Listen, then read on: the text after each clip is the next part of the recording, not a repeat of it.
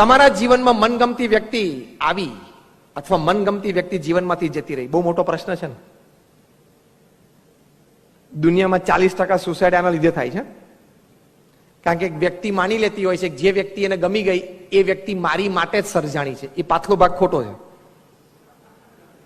તને જે વ્યક્તિ ગમી જાય એ વ્યક્તિ તારી માટે જ સર્જાણી છે, એ જરા વિભાગ પાછલો ખોટો છે. પણ વી સ્ટાર્ટ બિલીવિંગ ઇટ. એના લીધે કેટલા બધા મોટા પ્રશ્નો થાય છે, મર્ડર્સ થાય છે ને. મનગમતી વ્યક્તિ જીવનમાં આવી કે મનગમતી વ્યક્તિ જીવનમાંથી જતી રહી. પ્રારબ્ધનો ખેલ છે, ભગવાનની ઈચ્છાનો ખેલ છે. Why are you getting disturb? કોઈ પણ પરિસ્થિતિમાં આપણી માનસિક સ્થિરતા અને આંતરિક આનંદ, આ બે વસ્તુ ઉપર કોઈ પણ પ્રકારની ઈજા પહોંચવી જોઈએ નહીં. એ અભિગમ આપણે મુખ્ય શીખવાનો છે. Done is done. It cannot B અનડન even if you go to London.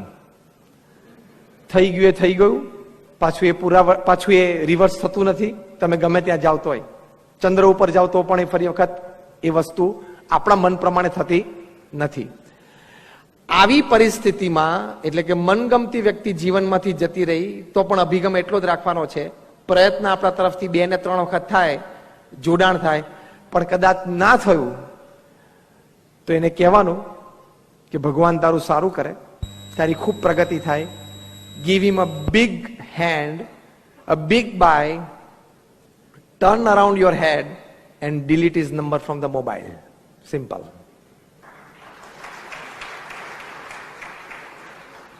એને શુભેચ્છા પાઠવવાની, એનું સારું થાય એવી એકવાર પ્રાર્થના કરી લેવાની, 2 કે 3 વખત જોડાણના પ્રયત્ન પછી ગોળ ફરી જવાનું અને મોબાઈલમાંથી ડિલીટ નંબર કરી નાખવાનો. એટલે શું, ફરી વખત સ્ક્રોલમાં પાછો નંબર આવે નહીં, અને આવે ને પાછું દુઃખ આવે. You tried your best, it did not happen, accept it, don't get disturb. કે જીવન તો આપણે જીવવાનું છે ને. તો વ્યક્તિગત જીવનમાં જ્યારે આવા પ્રશ્નો આવે, સંબંધોના પ્રશ્નો આવે, ત્યારે બહુ જ ફર્મ, દ્રઢતાપૂર્વકનો અભિગમ અપનાવવો ખૂબ જરૂરી છે. નહીં તો આંતરિક દુઃખમાંથી વ્યક્તિ બહાર જ ના આવી શકે. આપણા સ્વજન કોઈ મૃત્યુ પામે, નાની ઉંમરે મૃત્યુ પામે, તમારા છોકરાને હાર્વર્ડમાં બિઝનેસ એડમિનિસ્ટ્રેશનમાં એડમિશન મળે, MBA થાય, $1 લાખ પગાર અમેરિકામાં ચાલુ થાય, 6 મહિના પછી કાર એક્સિડન્ટમાં એનું મૃત્યુ પણ થઈ શકે છે. પ્રમુખ સ્વામી મહારાજ આની માટે સુંદર એક અભિગમ શીખવાડે છે, અને એ અભિગમથી ઘણા બધાના જીવનમાં આ પ્રકારના પ્રસંગો બન્યા તો સ્થિર રહી શક્યા. પ્રમુખ સ્વામી મહારાજ શીખવાડે છે કે હાર્વર્ડમાં એડમિશન મળ્યું એ પણ ભગવાનની ઈચ્છા. એ છોકરો ગ્રેજ્યુએટ થઈને વન્ડરફુલ સેલરી અને ગુડ જોબ, ગોડ્સ વિશ. અને કદાચ એ છોકરો નાની ઉંમરે મૃત્યુ પામ્યો, ભગવાનની ઈચ્છા સમજજો. કારણ કે ના સમજો તમે બીજું કરી શું લેવાના? દેશી ભાષામાં શું કહે છે? લે થાય કર લે. તો શું થવાનું શું છે? થઈ શું શકવાનું છે આપણાથી? કશું જ નથી થઈ શકવાનું. તો એ વખતે આવા સ્પષ્ટ અને ખૂબ દ્રઢતાપૂર્વકના અભિગમ અમુક દ્રઢ કરીને રાખવા જ જોઈએ. અને અભિગમ ત્યારે દ્રઢ થાય કે તમે 10 પ્રકારના દુઃખ એક ચિઠ્ઠીમાં લખી રાખો. એમાંથી 2 તો બધાને આવે છે. એમ આઈ રાઈટ ઓર રોંગ? 10 પ્રકારના દુઃખ લખી રાખવાના. 35 વર્ષની ઉંમરે પત્નીને કેન્સર, 22 વર્ષનો છોકરો રોડ એક્સિડન્ટમાં ધામમાં ગયો, તમારો 500 કરોડનો બિઝનેસ રાતોરાત પ્રશ્નમાં આવી ગયો, અને ઘણી મોટી ઉપાધિ ઉભી થઈ, ઘણી મોટી ખોટ આવી ગઈ. આવા 10 જીવનના મેજર દુઃખ લખી રાખવાના, આંખ બંધ કરીને 2 ટીક કરવાના. બધાને આવે છે. પછી એમાં રડવાનું શું? હા કે ના? Everybody has to pass through. Nobody has reached heaven. અંગ્રેજીમાં એક બહુ સરસ કહેવત છે, nobody has reached heaven without passing through hell. નરકમાંથી પાસ થયા વગર કોઈ સ્વર્ગમાં પહોંચ્યો જ નથી. You talk of Sachin Tendulkar, you talk of Ratan Tata, you talk of Mukesh Ambani, you talk of Bill Gates, you talk of Warren buffet.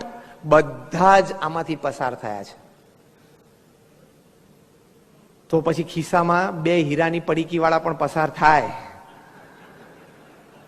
અને ઓફિસમાં હીરાના ઢગલા વાળા પણ પસાર થાય. એ જીવનનો એક ક્રમ છે, સ્વીકારી લેવાનો. Anything in life is 40 + 30 + 20 + 10. આ સનાતન સિદ્ધાંત. કદાચ આજના પ્રવચનમાં બીજી કોઈ વાત તમને યાદ ના રહે તો આ યાદ રાખજો કે જીવનના પ્રસંગો, ઘટનાઓ, જીવનમાં સંબંધો એ બધા 40, 30, 20 અને 10 જ છે. તમારા મોબાઈલમાં જેટલા મોબાઈલ નંબર ફિટ કરેલા છે એમાંથી 40% જોડે તમારા લાઈફ ટાઈમ સારા સંબંધો રહેશે. તમારા વિચારેલા કામ 40% સારા થશે. In work and relationship, out of all that you have, 40% goes perfect. 40% perfect જાય. બીજા 30%, આને શું કહે છે? 40, 30, 20, 10 નો નિયમ, ધ રૂલ ઓફ 40, 30, 20, 10. 40% બધું જ સારું ચાલે સંબંધોમાં અને વ્યવહારમાં. Another 30% you have to put a lot of effort two get it go. તમારે ખૂબ પ્રયત્ન કરવો પડે, ખૂબ પુરુષાર્થ મૂકવો પડે, મનગમતું મૂકવું પડે, બધા જ રિસોર્સિસ કામે લગાડવા પડે, ત્યારે કંઈક સંબંધમાં અને કામમાં થોડાક ધક્કા વાગે ને આગળ જાય. 30% સંબંધો અને કામ એમાં રહેલા છે. કેટલા ટકા થયા? 70. બીજા 20% કામ જીવનના અને 20% સંબંધો બગડવા માટે જ સર્જાય છે. It is an eternal truth, accept it. આ સનાતન સત્ય છે પૃથ્વી ઉપર. જીવનમાં કેળવાયેલા 20% સંબંધો અને 20% નિર્ણય કરેલા કામો બગડે જ છે, બગડવા માટે જ સર્જાયેલા છે. એટલે કોઈ સંબંધ બગાડે તો 2 કે 3 વખત પ્રયત્ન કરી લેવો, સંબંધો ના સુધરે તો એના 20% કેટેગરીમાં મૂકી દેવો. એટલે શું? ચિંતા ના રહે, આ અભિગમ. સ્ટ્રેસ એ ના રહે, આ અભિગમ. કેટલા ટકા થયા? 90. હવે 10%ની મજા આવે એવું છે કે નહીં? ઇંતેજારી છે ને? હવે 10% કામ અને 10% સંબંધો એ જીવનમાં કામ ખોટ આપવા માટે સર્જાયેલા છે અને સંબંધો દુશ્મનાવટમાં પરિવર્તિત થવા સર્જાયેલા છે. અનુભવ છે? અનુભવ હોય તો હાથ ઊંચો કરો.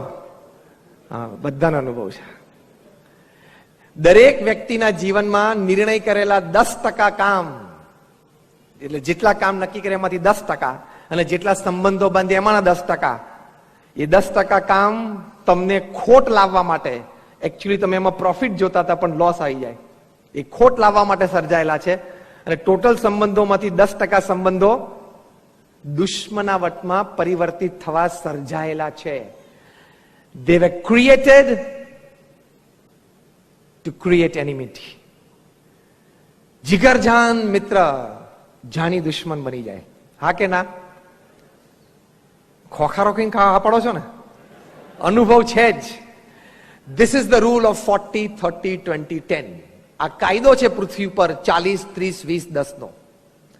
આ કાયદો જાણી રાખ્યો હોય, આની સમજ પ્રાપ્ત કરી લીધી હોય અને પછી એને સ્વીકારી લીધો હોય તો એ જે અભિગમ બંધાય એમાં કોઈ દિવસ કામમાં ખોટ જાય, કામ બગડે કે ઓછો લાભ થાય, અથવા સંબંધો ઓછા બગડે, વધારે બગડે, અથવા સંબંધો દુશ્મનાવટમાં પરિવર્તિત થાય, ત્યારે છેલ્લા 20 અને 10%નું વિચારી લેવું કે 7 અબજની વસ્તી બધી આમાંથી પસાર થાય છે.